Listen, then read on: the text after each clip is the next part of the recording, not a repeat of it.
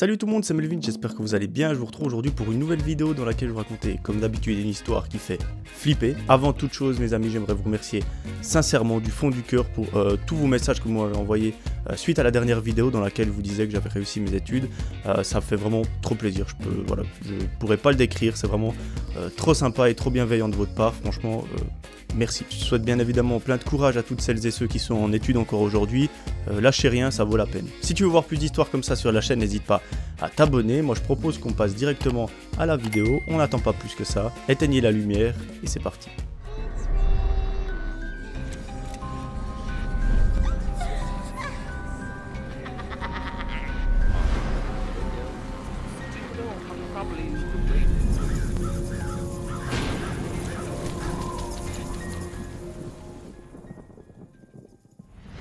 Aujourd'hui, mes amis, c'est l'histoire de Nathalie. Nathalie a 32 ans et à l'heure où elle nous raconte cette histoire, elle est mariée depuis quelques jours. Elle nous raconte qu'elle s'est mariée avec son petit copain de l'époque. En gros, ils se connaissent depuis qu'ils ont 16 ans. Ils ont fait leur mariage, c'était quelque chose d'extraordinaire. Il y avait beaucoup d'invités, c'était une très grande fête et elle nous raconte que c'est le jour de sa vie. Elle le gardera gravé dans sa tête à jamais, tant c'était bien et tant elle est heureuse. Elle est heureuse, mais il manque un petit truc. En fait, ça rejoint un petit peu ce que j'ai dit avant.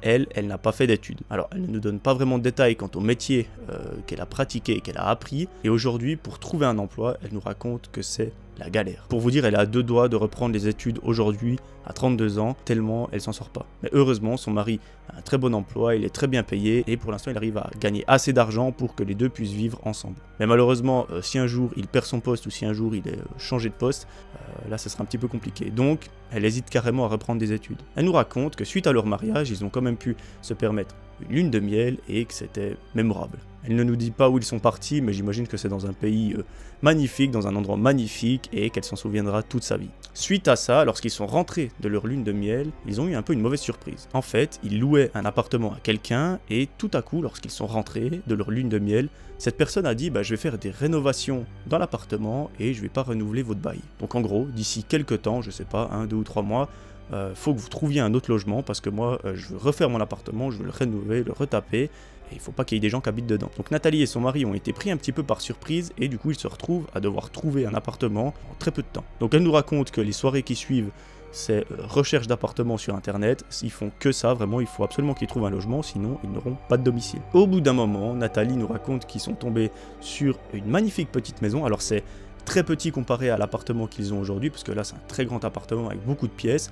Là c'est une maison entre guillemets assez petite, il n'y a pas beaucoup de pièces et elle se trouve proche d'une forêt. Nathalie et son mari, ils adorent, eux ils sont vraiment des gens qui sont très proches de la nature. Ils préfèrent d'ailleurs habiter proche de la nature qu'en pleine ville parce que ça les désespère. Donc finalement cette maison qu'ils ont trouvée, mais qu'elle soit beaucoup plus petite que leur appartement actuel, ça peut que être l'endroit idéal. Donc du coup ils font les démarches, ils contactent le propriétaire, ils regardent pour signer un contrat, un bail, etc.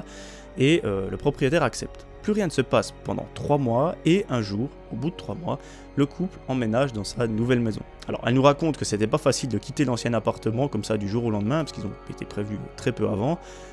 Du coup elle avait encore des souvenirs, etc. C'est le premier appartement qu'elle a eu avec son mari, voilà. Il y a beaucoup de souvenirs qui reviennent, mais elle est hyper heureuse d'emménager dans cette nouvelle maison. Son mari c'est pareil, il adore la nature, il adore tout ce qui va avec, donc franchement c'est que bénéfique. Les premiers jours, ils organisent un petit peu la chose, ils commencent à mettre les meubles, à s'installer, à ranger les affaires, à défaire les cartons, vraiment. Ils sont en plein déménagement, mais le mari, lui, continue de travailler. Alors, l'emménagement dure approximativement 2 semaines, l'histoire que tout soit mis en place, tout soit bien rangé, etc.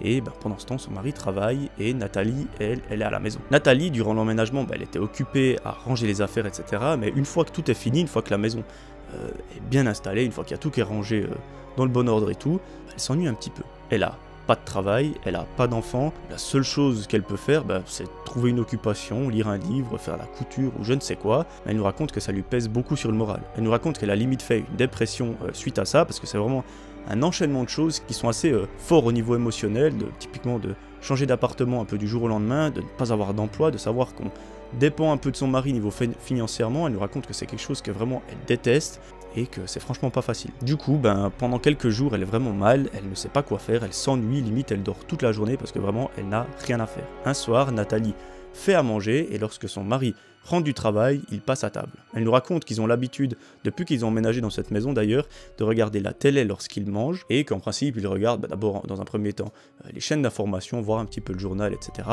Et ensuite ils regardent soit une série, soit un film ou n'importe quoi d'autre. Donc ce soir-là, ils se mettent à table dans le salon et allument la télé. La chaîne d'infos sur laquelle ils tombent diffuse plein de nouvelles de la journée, de l'actualité un petit peu du monde entier, et au bout d'un moment, ils parlent d'un sujet assez délicat. Apparemment, dans la région dans laquelle ils habitent, on ne sait pas où c'est d'ailleurs, il y a une personne qui a commis un crime. Même 2 crimes qui sont très graves. Il a ôté la vie à une personne et blessé très grièvement une autre. On ne connaît pas les motifs, on ne connaît pas pourquoi il a fait ça, on ne connaît pas ses raisons, mais tout ce qu'on sait, c'est qu'il est en fuite. On a une brève description de ce personnage, on sait que c'est un vieux monsieur à casquette et qu'il a toujours des lunettes de soleil, comme s'il voulait qu'on ne le reconnaisse pas. Il a des longs cheveux blancs et il est de taille moyenne.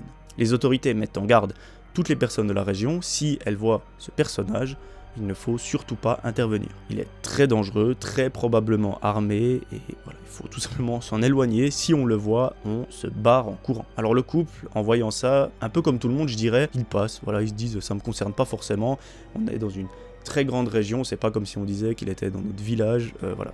Ça, on se sent pas concerné, du coup, ils passent et ils regardent les autres actualités. La soirée se déroule bien, ils mangent, ils regardent un petit film et ensuite ils vont au lit. Nathalie nous raconte qu'elle a de la peine à s'endormir parce que voilà, c'est un peu toutes ces émotions qui lui passent par l'esprit, le fait de ne pas travailler, le fait de s'ennuyer à la maison, voilà. Elle cherche un petit peu des choses qu'elle pourrait faire pendant la journée et au bout d'une heure, elle s'endort.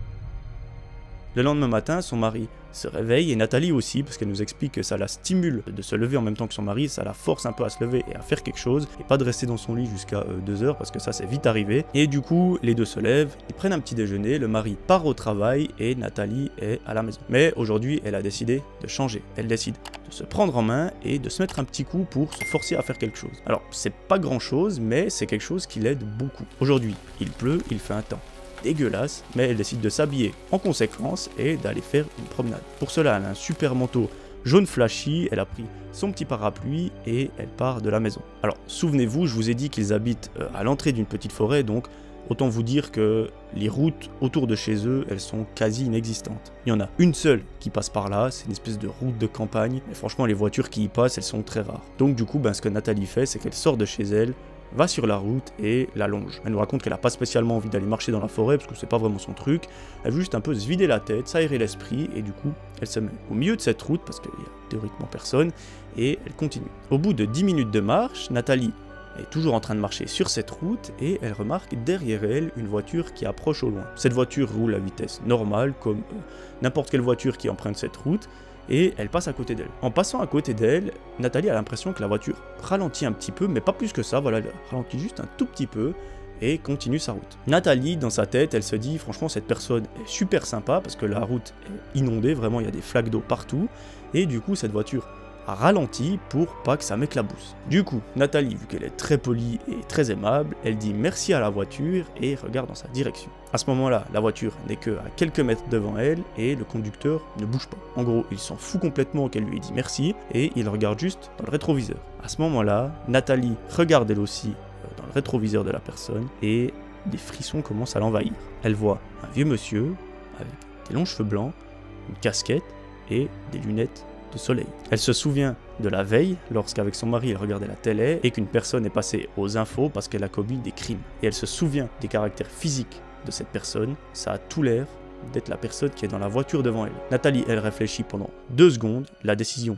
est simple, il faut partir de là. Elle décide de ne plus longer la route, mais de partir à sa droite en direction de la forêt. Comme je vous l'ai dit avant, elle nous raconte que c'est pas quelque chose qu'elle avait envie de base, parce que marcher dans la forêt, c'est pas quelque chose qui l'intéresse plus que ça, mais là, elle se sent vraiment en danger. Son instinct lui a dit, casse-toi de cette route, parce que cette personne est probablement la personne que tout le monde recherche. Nathalie écoute son instinct, elle s'exécute et court en direction de la forêt. Elle nous raconte qu'il y a quelques dizaines de mètres qui séparent la route et cette forêt, et que du coup pour arriver à l'entrée, ça prend pas beaucoup de temps. Du coup, elle court en direction de la forêt et entre dans celle-ci. Une fois qu'elle est à l'intérieur, elle ne s'arrête pas, elle continue de courir et là, son instinct lui dit vraiment, va te cacher parce que probablement que cette personne va retourner dans ta direction. Du coup, elle nous raconte qu'avec la couleur de son manteau, qui est jaune pétante, c'est un petit peu compliqué de se cacher dans la forêt. Il y a tout qui est sombre, mais elle a un manteau très clair, très flashy, très voyant, et du coup, elle doit s'en débarrasser. Ce qu'elle fait, c'est qu'elle lance son manteau et sous ce manteau, elle a des habits qui sont très sombres, ça se camoufle un petit peu mieux dans la forêt. Elle continue sa course pendant quelques minutes et arrivée à un endroit où elle voit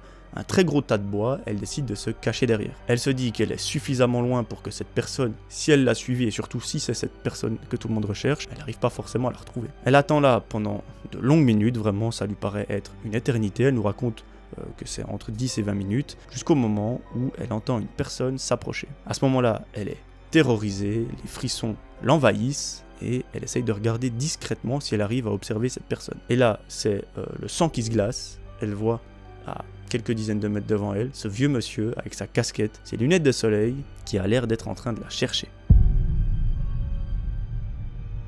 Là, elle essaye de se concentrer un maximum pour n'émettre aucun son. Bien qu'elle soit en pleine crise de panique, elle reste derrière son tas de bois, essaye de ne pas bouger, de ne pas faire bouger une feuille qui est par terre, qui pourrait faire un énorme bruit, et du coup cette personne saurait qu'elle est cachée là. Au bout d'un moment, le vieux monsieur inspecte un petit peu derrière des arbres, dans des buissons, etc., mais il n'arrive pas jusqu'à elle. Il est à quelques mètres cette fois-ci d'elle, plus à quelques dizaines de mètres, mais à quelques mètres, donc il est vraiment tout proche, et il retourne en arrière. À ce moment-là, Nathalie voit que la personne âgée retourne en arrière, donc retourne vers sa voiture. Du coup, dans son esprit, elle se dit, ben voilà, je vais m'en sortir, je suis en sécurité entre guillemets, il ne m'a pas vu, et elle commence à se lever. Et là, c'est une très grossière erreur, parce qu'en se levant, elle fait bouger des feuilles qui sont par terre, ça fait un bruit d'enfer, surtout dans ces moments-là. La personne âgée se retourne et elle aperçoit Nathalie. Nathalie est bien évidemment au courant que cette personne l'a vue, et elle se met à courir encore en plein milieu de la forêt. Là, elle a quelques mots en tête, c'est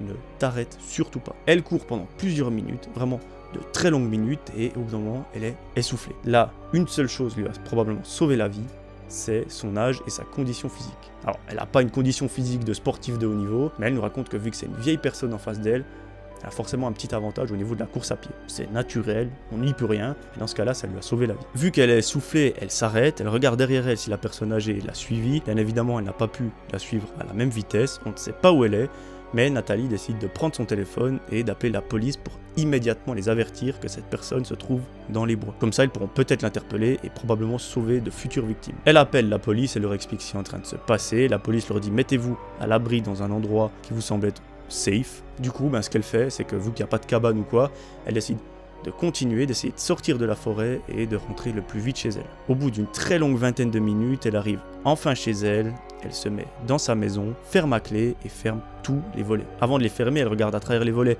si elle voit cette personne autour, si elle voit sa voiture qui est garée pas loin. Heureusement, il n'y a rien et du coup, elle ferme et reste chez elle. Au bout de longues minutes, elle entend plusieurs patrouilles de police arriver vers chez elle et faire le tour de la forêt. Au bout de plusieurs heures, la police la recontacte et lui dit que malheureusement, ils n'ont toujours pas mis la main sur cet homme. Sa voiture n'est plus là, en tout cas plus où Nathalie l'a indiqué. Il s'est très probablement enfui encore une fois. Mais Nathalie, maintenant, elle est un petit peu à tête reposée chez elle, elle est un petit peu plus lucide et elle est sûre et certaine que c'était bien ce vieux monsieur qui a commis ces crimes atroces. Tout correspondait parfaitement.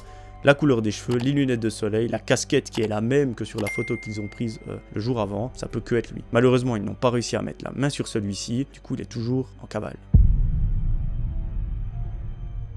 En début de soirée, son mari rentre du travail et Nathalie lui explique tout. Son mari veut absolument protéger Nathalie et rester avec elle, du coup, les jours qui suivent, il prend congé à son travail pour pouvoir rester à la maison, histoire qu'ils soient deux. Au bout de 4 jours, la police appelle Nathalie et lui annonce une très grande nouvelle. Ils ont réussi à attraper cet homme dans un supermarché et il s'était déguisé en femme. Le déguisement était juste pitoyable, du coup on voyait très bien que c'était lui, vraiment à 10 km à la ronde, on voyait très bien que c'était lui, donc niveau déguisement, zéro, il n'y a franchement pas pire, et du coup ils ont réussi à l'interpeller. Tout est bien qui finit bien, Nathalie et son mari n'ont rien eu, aujourd'hui ils sont en sécurité, et ce vieux monsieur est hors d'état de nuire. Alors l'histoire s'arrête là, on ne sait pas quelles étaient les intentions de ce vieux monsieur, pourquoi elle a commis ses crimes le jour d'avant, et surtout ce qu'il voulait faire à Nathalie. Bien heureusement, Nathalie a rien eu, elle a eu, encore une fois, l'excellent réflexe d'écouter son instinct et de se barrer en courant dans la forêt. Une fois dans cette forêt, elle a encore eu le bon réflexe d'aller se cacher derrière ce tas de bois. Elle a fait la petite erreur de se relever trop tôt parce que ça a émis